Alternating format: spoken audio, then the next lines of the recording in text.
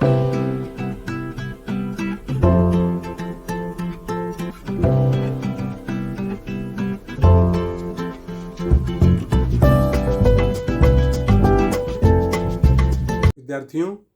कक्षा 9वीं के विषय भूमिति में आपका हार्दिक स्वागत। लास्ट वीडियो में आपने एक्सरसाइज 6.1 के क्वेश्चन नंबर 4 तक के वीडियो देखे हैं और आई होप कि आपको सारे सवाल समझ में आए हैं। चलिए हम आगे चलते हैं और देखते हैं एक्सरसाइज 6.1 का ही क्वेश्चन नंबर 5। विद्यार्थियों, एक्सरसाइज 6.1 में टोटल आपको क्वेश्चन दिए गए हैं 6। जो 6वां क्वेश्चन है वो इस बार के सिलेबस से कट कर दिया गया है, तो वो सवाल हम नहीं करते हैं। उससे पहले जो 5वां प्रश्न है, आइए देखते हैं कि इसको कैसे हल करना है। और ये जो प्रश्न है वो इम्पॉर्टेंट है, कई बार एग्जाम में पूछे गए हैं। तो आइए देखते हैं कि हम इसे कैसे हल करेंगे। तो विद्यार्थियों देखिए, दिया हुआ है कि आकृति में बिंदु O वाले 2 वृत्त हैं। तो आप ये आकृति देख रहे हो कि इसके अंदर एक छोटा वृत्त बना हुआ है और एक बड़ा वृत्त बना हुआ है। दोनों का जो केंद्र है वो O है। फिर कहा गया है कि बड़े वृत्त की जीवा AB, तो आप देख रहे हो जो बड़ा वृत्त है उसमें जीवा AB है, और छोटे वृत्त को बिंदु P तथा Q पर प्रतिच्छेदित करते हैं। अर्थात बड़े वृत्त की जीवा AB यह छोटे वृत्त को बिंदु P तथा Q पर प्रतिच्छेदित करते हैं। तो सिद्ध करना है कि AP इक्वल्स टू BQ, अर्थात आपको AP इक्वल्स टू BQ सिद्ध करना है। तो जैसे दिया हुआ है उसके आधार पर आप देखोगे, सिद्ध हमें करना है AP इक्वल्स टू BQ। हम रचना कर लेते हैं कि यहाँ पर केंद्र O से M पर एक लंब खींच लेते हैं। तो यहाँ देखो विद्यार्थियों, ये हो गया यहाँ पर लंब। तो हमने यहाँ लिख दिया रेख OM लंब है जीवा AB। तो यहाँ पर AMB, ये जो है AMB एक रेखीय हो गया। अब शुरू करते हैं इसे हल करना। उपपत्ति जैसे दिया गया है सॉल्यूशन, तो सॉल्यूशन में क्या होगा, अगर हम देखते हैं बड़े वृत्त के संदर्भ में, तो यहाँ लिखेंगे बड़े वृत्त के संदर्भ में। अब इस वृत्त में विद्यार्थियों क्या दिया हुआ, अगर हम बड़ा वृत्त देखते हैं तो AB जीवा है और OM इस पर लंब है। तो हम जानते हैं कि वृत्त के केंद्र से जीवा पर खींची गई रेखा जीवा पर लंब होती है तथा इस जीवा को 2 समान भागों में विभाजित भी करती है। ठीक है। तो अब विद्यार्थियों यहाँ पर हम लिखेंगे कि चूंकि बड़े वृत्त के संदर्भ में रेख OM लंब है जीवा AB पर।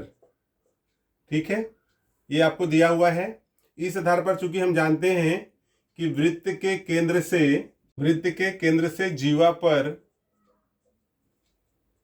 डाला गया लंब जीवा को समद्विभाजित करता है।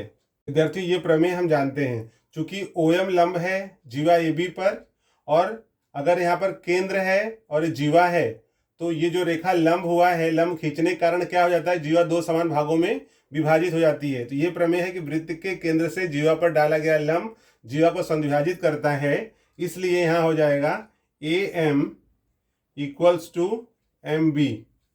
ठीक है। अब AM इक्वल्स टू MB है, तो यहाँ आप देखोगे कि अगर हमें AM लेना है तो क्या मिल रहा है यहाँ पर, AP plus PM equals to MB है, MB तो MQ प्लस QB, यहाँ जाएगा MQ प्लस QB। कैसे हुआ, तो A dash P dash M dash Q dash B, क्योंकि ये सभी एक रेखा में है। ओके, अब यहाँ पर आपको मिल गया है, इसको हम देते हैं नंबर 1। जैसे यहाँ पर हमने लिया बड़े वृत्त के संदर्भ में, वैसे ही छोटे वृत्त में आते हैं। तो यहाँ आप लिखोगे छोटे वृत्त के संदर्भ में। छोटे वृत्त के संदर्भ में क्या है, तो आप देखोगे यहाँ भी दिया हुआ है कि OM लंब है जीवा PQ पर। तो यहाँ हम लिखेंगे कि रेख OM लंब जीवा PQ। इसलिए वृत्त के केंद्र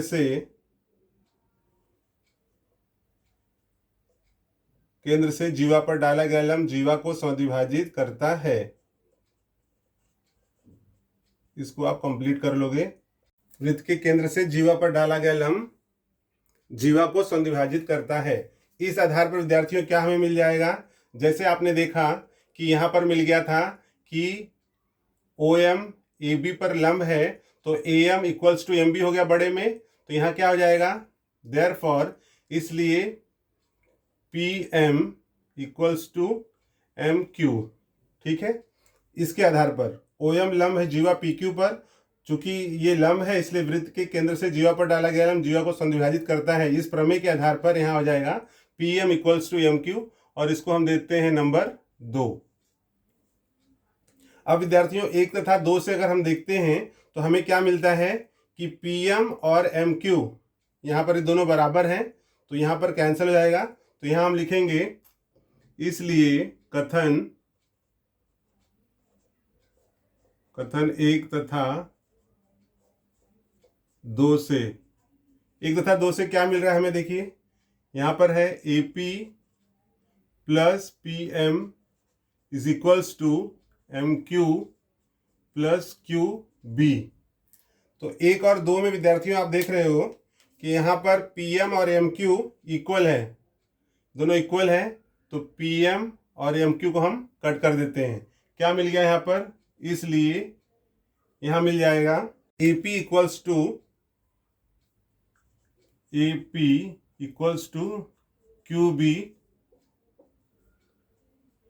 इसलिए AP इक्वल्स टू BQ। और विद्यार्थियों यही हमें सिद्ध करना था कि AP equals to BQ we have to prove, हमें इसी मान को यहाँ पर लाना था। देखिए यही था, यहाँ पर AP इक्वल्स टू BQ आपको मिल गया, AP इक्वल्स टू BQ। इसको फिर से एक बार आपको एक्सप्लेन कर दें।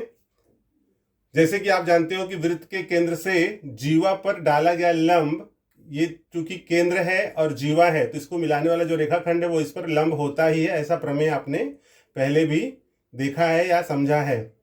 अब हम क्या करेंगे, चूंकि केंद्र से इसके ऊपर लंब खींचा गया है तो AM और MB बड़े वृत्त के संदर्भ में आप देखिए AM और MB इक्वल हो गए, तो यहाँ पर हो गया AM इक्वल्स टू MB। ठीक है, तो जैसे बड़े वाले हमने किया वैसे ही छोटे में देखिए आप, छोटे वाले अगर वृत्त में आते हैं तो छोटे वृत्त के संदर्भ में OM लंब है जीवा PQ पर, क्योंकि अगर AB पर है तो OM PQ पर भी हो जाएगा। उस आधार पर चूंकि OM लंब है जीवा PQ, इसलिए वृत्त के केंद्र से जीवा पर डाला गया लंब जीवा को समद्विभाजित करता है। तो यहाँ पर क्या हो जाएगा, सेम वैसे ही PM इक्वल्स टू MQ। अब यहाँ पर PM और MQ दोनों इक्वल हैं, तो यहाँ पर आप देखो एक में क्या था कि जैसे AM और MB था, तो आकृति में आप देखिए AM तक आना है तो आपको लेना पड़ेगा AP प्लस PM, तो इसके हमने लिख दिया AP प्लस PM। और यहाँ पर MB है तो MB के लिए अगर आपको M से B तक आना है तो MQ और QB लेना पड़ेगा, तो MQ प्लस QB। चूंकि ये सभी एक रेखा में है तो यहाँ पर AM और MB इस प्रकार से मिला हमें, और PM और MQ इक्वल है तो PM और MQ को हमने कट कर दिया। देखो यहाँ पर कट कर दिया 1 तथा 2 से, तो यहाँ मिल गया AP equals to QB, AP equals to BQ। यही हमें QB लिखो या BQ लिखो एक ही होता है, और यही हमें यहाँ पर सिद्ध करना था। आई होप स्टूडेंट्स आपको ये सवाल समझ में आया है। यदि आपको सवाल समझ में आया है तो इसे शेयर करना न भूलें, साथ में सब्सक्राइब करें और बेल आइकन जरूर प्रेस करें, जिससे आपको नए सवालों के जो नोटिफिकेशन है वो समय पर प्राप्त होते रहें।